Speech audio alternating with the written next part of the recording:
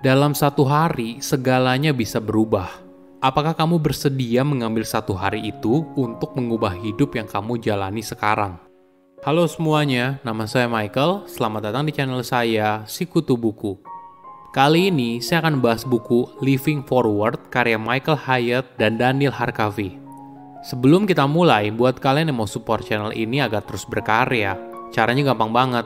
Kalian cukup klik subscribe dan nyalakan loncengnya. Dukungan kalian membantu banget supaya kita bisa rutin posting dan bersama-sama belajar di channel ini. Buku ini membahas bagaimana cara menciptakan masa depan yang lebih baik. Kamu bisa memulainya dengan keluar dari kepercayaan yang selama ini membatasi diri, menjawab keinginan terdalam, dan menciptakan segala kemungkinan. Kamu mungkin pernah dengar ungkapan hidup cuma sekali. Namun apakah kamu benar-benar menjalaninya dengan baik? Apakah kita menganggap hidup yang kita jalani sebagai hadiah yang berharga? Kebanyakan orang mungkin menjalani hidup ya ibaratnya seperti air mengalir, ikuti saja arahnya kemana. Kita beruntung apabila hidup mengarah ke tujuan yang lebih baik. Bagaimana bila yang terjadi sebaliknya? Mungkin sudah saatnya kamu mengambil alih hidup yang kamu jalani sekarang. Saya merangkumnya menjadi 3 hal penting dari buku ini. Pertama, pentingnya tujuan hidup. Ketika ada orang bertanya, hidup kamu 3 tahun ke depan mau ngapain? Apa mimpi besar yang ingin kamu capai dalam hidup? Mayoritas orang menjawab pertanyaan ini dengan 2 hal. Pertama, ya dijalani saja seperti air mengalir. Kedua, mau jadi orang kaya atau mau jadi orang sukses. Di jawaban pertama, kita seakan pasrah dan merasa hidup di luar kendali. Sedangkan di jawaban kedua, pernyataan itu terlalu luas dan sulit diwujudkan. Kalau ingin jadi orang kaya, mau sekaya apa? Hartanya perlu berapa banyak untuk jadi kaya? Kalau mau jadi orang sukses, mau sesukses apa? Pertanyaan lanjutan ini memaksa kita jadi berpikir lebih jauh soal apa yang sebenarnya kita inginkan. Kenapa sih hidup harus punya tujuan? Emang nggak bisa mengalir aja? Mungkin analoginya seperti ini. Kita misalnya berada di tempat A, nah kemana yang ingin kamu tuju? Misalnya kamu ingin mencapai tempat B. Rencana yang jelas itu ibaratnya adalah GPS yang mengarahkan kamu dari tempat A menuju tempat B. Menariknya, hidup tidak sesederhana itu. Dalam perjalanannya, kita akan menemui jalan yang baru. Mungkin terlihat lebih bagus atau masih penuh kerikil dan bebatuan. Atau mungkin jalan yang awalnya ingin kita tempuh tiba-tiba saja rusak atau mengarahkan pada jalan buntu. Kita terpaksa harus mencari jalan yang lain. Ketika kita punya rencana hidup yang jelas, GPS itu akan berusaha mengarahkan kita kepada tujuan awal, walaupun harus melalui jalan yang berbeda. Apakah kamu pernah merasa kalau hidup berada di luar kendali? Misalnya kamu tidak bisa olahraga karena harus bekerja lembur. Hampir setiap hari kamu makan makanan cepat saji hanya karena kamu merasa tidak punya waktu untuk pergi belanja dan memasak. Kamu menerima gaji yang kecil karena bos kamu pelit. Ini adalah asumsi yang kadang menyesatkan kamu kalau hidup berada di luar kendali. Namun coba lihat hidup dari perspektif yang lain. Kamu adalah tuan bagi dirimu sendiri. Kamu bisa menciptakan hidup yang kamu inginkan. Cuma ada kalanya kamu mungkin saja mengalami sebuah kejadian yang buruk. Penulis mencontohkan pengalamannya saat mengalami patah pergelangan kaki di waktu yang tidak tepat. Saat itu perusahaannya sedang dalam kondisi yang sangat sibuk. Namun kejadian ini membuat dia berpikir apa yang bisa dimungkinkan dari pengalaman ini. Penulis pun baru menyadari kejadian ini ternyata mengingatkan untuk menyeimbangkan antara bekerja dan aspek lain di luar pekerjaan. Selain itu, kejadian ini juga memberikan kesempatan bagi anggota timnya yang lain untuk tumbuh melalui penugasan sementara yang baru dan pelajaran soal kepemimpinan. Kedua, membuat rencana hidup. Apa sih rencana hidup? Jadi, sebuah rencana hidup adalah dokumen yang bisa menjawab 3 pertanyaan besar. Bagaimana kamu ingin diingat oleh orang lain? Apa yang penting buat kamu? Dan bagaimana kamu bisa mencapai hal tersebut dari posisi kamu sekarang? Ketiga pertanyaan ini akan membantu kamu dalam berpikir.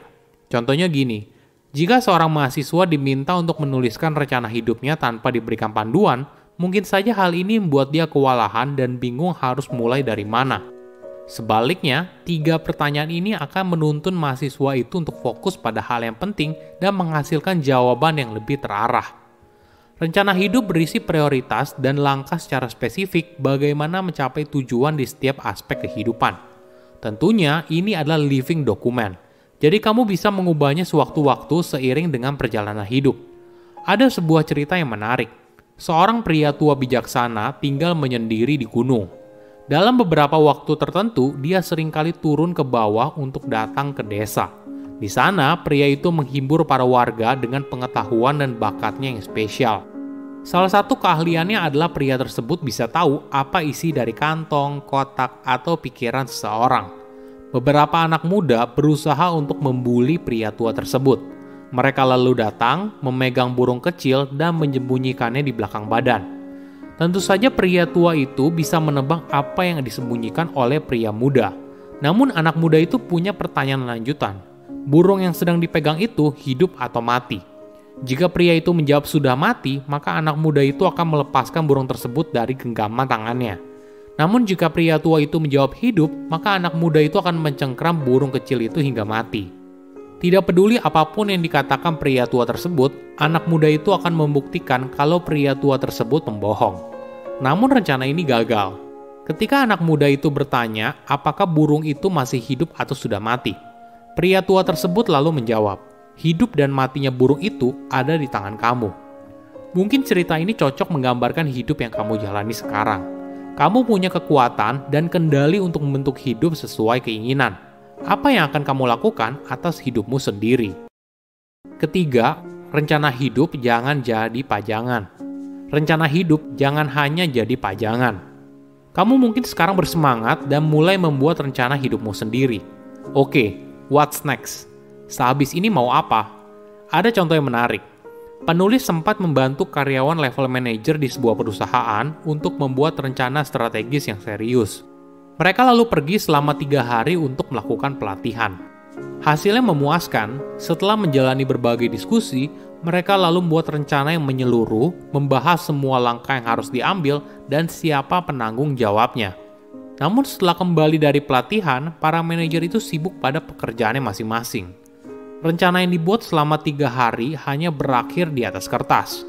Tentu saja hal ini sungguh disayangkan. Jangan sampai hal yang sama terjadi dengan rencana hidup kamu. Oleh karena itu, penulis menyarankan agar kamu membaca rencana hidupmu setiap hari selama 3 bulan. Cara ini akan membuat apa yang kamu tulis mengakar secara permanen di dalam diri kamu. Setelah 3 bulan, luangkan 15 hingga 20 menit per minggu untuk melihat lagi rencana hidup kamu. Gunakan waktu ini sebagai waktu untuk refleksi diri dan evaluasi. Jika kamu melakukan hal ini secara rutin, maka kamu akan bisa berada pada jalur yang sudah dibuat.